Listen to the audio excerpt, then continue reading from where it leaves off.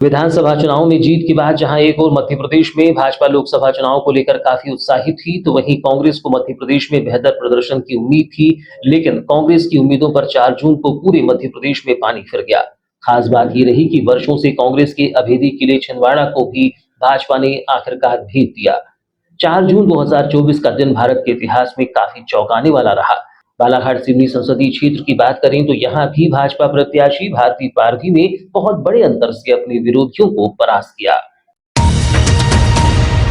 बालाघाट सिवनी संसदीय क्षेत्र के लिए सांसद के चुनाव का फैसला 4 जून को जनता ने आखिरकार कर दिया।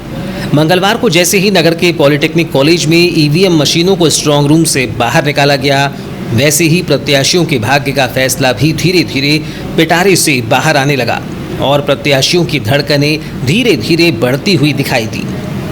प्रातः से ही पॉलिटेक्निक कॉलेज में प्रत्याशियों के साथ उनके समर्थक एवं अभिकर्ता पहुंच गए थे। प्रातः 8 बजे जिला निर्वाचन अधिकारी गिरीश कुमार मिश्रा ने अन्य अधिकारियों एवं प्रत्याशियों की उपस्थिति में स्ट्रांग रूम का ताला खुलवाया। स्ट्रांग रूम के ताले खुलने के साथ प्रत्याशियों के भाग्य का फैसला भी खुलने लगा। बालाघाट जिले की 6 विधानसभाओं के लिए नगर के पॉलिटेक्निक कॉलेज में मतगणना की गई। इस दौरान यहां सुरक्षा के व्यापक इंतजाम भी दिखाई दिए। प्रातः 8 बजे से विधानसभा क्षेत्र क्रमांक 108 बैहर के मतदान केंद्रों की ईवीएम में डाले गए मतों की गणना प्रारंभ की गई।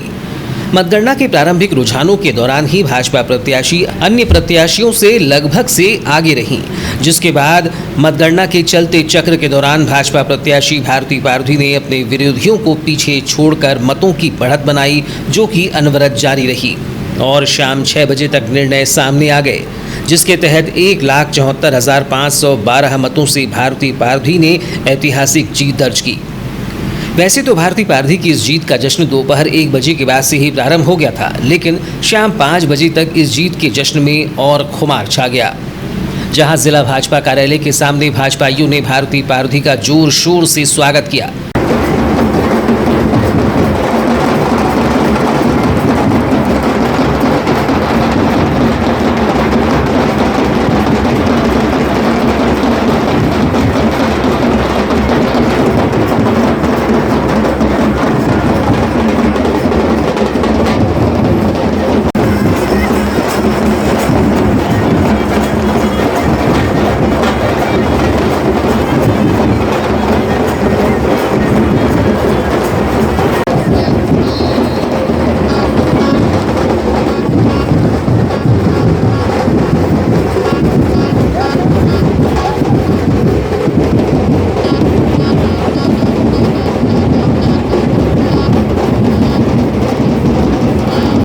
इस दौरान भारती पारधी ने अपने सभी कार्यकर्ताओं का आभार व्यक्त करते हुए कहा कि यह जीत सभी कार्यकर्ताओं की जीत है। आज प्रदेश की 29 सीटें भाजपा के हाथों में हैं। निश्चित तौर पर जिस तरीके से मोदी जी का लक्ष्य था और उस लक्ष्य को पूरे मध्य प्रदेश ने सिरोधार किया है और मध्य प्रदेश ने इतिहास रचा है। पूरी 29 में से 29 सीटें भारतीय जनता पार्टी के पक्ष में हैं। मतदाताओं का मैं आपके चैनल के माध्यम से बहुत बहुत धन्यवाद देना चाहती हूँ अपने बूथ के प्रत्येक मतदाताओं का, जिन्होंने तन मन धन से निस्वार्थ भाव से एक सिपाही की तरह अपने बूथ पर डटे रहे। उसी का परिणाम है कि आज हम इस लोकसभा को इतने अच्छे बहुमत से जीत पा रहे हैं। क्योंकि अब आगामी जो लक्ष्य होगा लोकसभा क्षेत्र के किस तरह से लक्ष्य निश्चित तौर पर भारतीय जनता पार्टी विश्वास जनता ने किया है, तो उस जनता की विश्वास की कसौटी में हम अपने संगठन के साथ, अपने नेतृत्व करने वाले वरिष्ठों के साथ में विश्वास को खड़े उतरने का हम प्रयास करेंगे। और जिस तरीके से पूरे देश में एक उत्साह का माहौल है, तो वो केवल और केवल एक कारण है कि मोदी जी के 10 साल के कार्यकाल को देखते हुए जनता ने भारतीय जनता पार्टी को निश्चित तौर पर पूरे मध्य प्रदेश में भारतीय जनता पार्टी नहीं, पूरे मध्य प्रदेश में महिलाओं का प्रतिशत ज़्यादा है और इस जिले में पहली महिला सांसद होने का गौरव मुझे प्राप्त हुआ है। तो मैं मोदी जी की सरकार को बहुत बहुत धन्यवाद देना चाहती हूँ कि उनने मुझ पर विश्वास जताया। बता दें कि अपनी जीत के साथ भारती पारधी बालाघाट सिवनी संसदीय क्षेत्र की पहली महिला सांसद बनी हैं। इधर भारती पारधी की जीत के बाद भाजपा कार्यालय से विजय जुलूस निकाला गया, जो कि नगर के आम्बेडकर चौक से काली पुतली चौक, मेन रोड से राजघाट चौक, महावीर चौक, सराफा मार्केट, हनुमान चौक होते हुए पुनः जिला भाजपा कार्यालय में पहुंचकर समाप्त हुआ।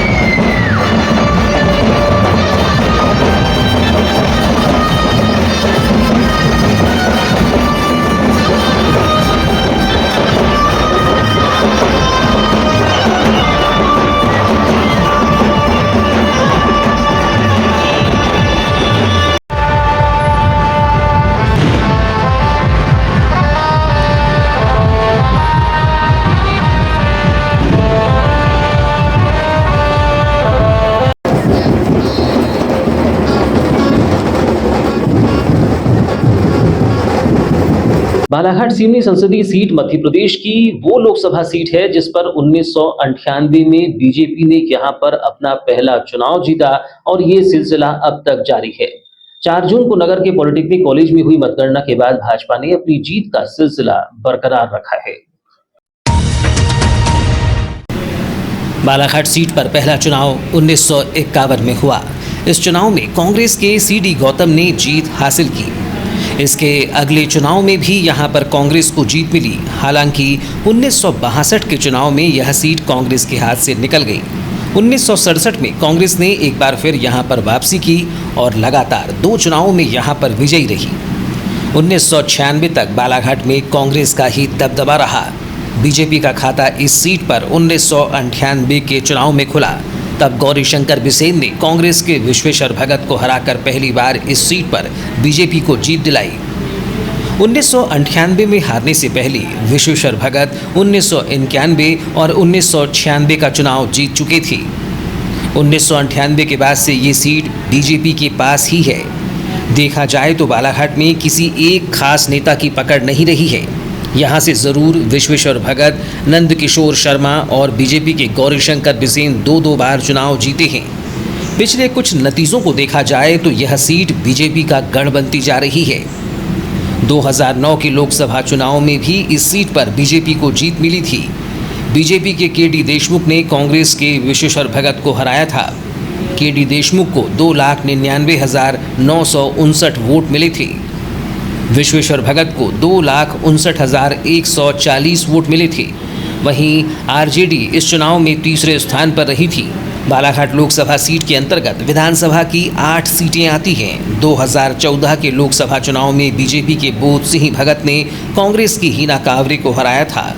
बोध सिंह भगत को 4,80,594 मतलब 43.17% वोट मिले थे, तो वहीं हीना कावरे को 3,84,553 यानी 34.54% वोट मिले थे।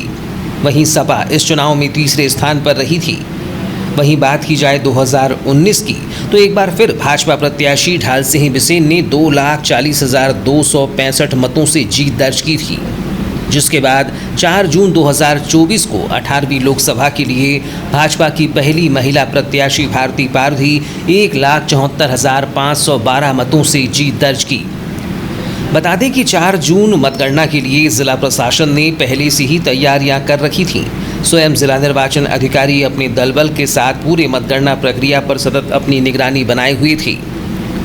प्रातः 8 बजे से प्रारंभ हुई गणना चक्रों में संपन्न हुई, जिसके तहत देर शाम तक नतीजे घोषित हो पाए, जिसके तहत समाचार लिखे जाने तक भाजपा प्रत्याशी भारती पारधी 7,12,660 मत लेकर इस चुनाव में जीत दर्ज की, जबकि कांग्रेस प्रत्याशी सम्राट सिंह सरस्वार 5,38,148 के साथ दूसरे स्थान पर रही।